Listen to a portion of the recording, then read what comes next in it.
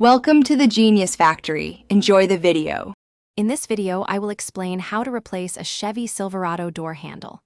First, gather your tools like a screwdriver, a trim removal tool, and your new handle.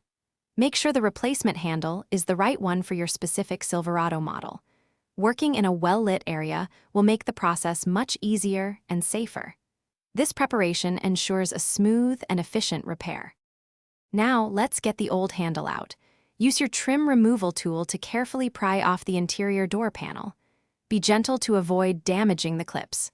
Once the panel is loose, disconnect any electrical connectors, like those for power windows or locks.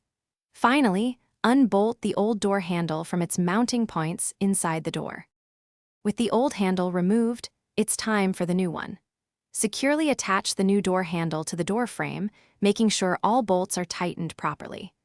Reconnect all electrical components to the interior door panel, ensuring everything clicks into place.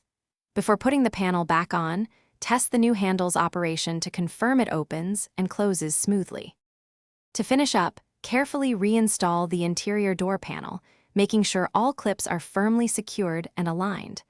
Double-check the new handle's function and the door lock mechanism to ensure everything works perfectly.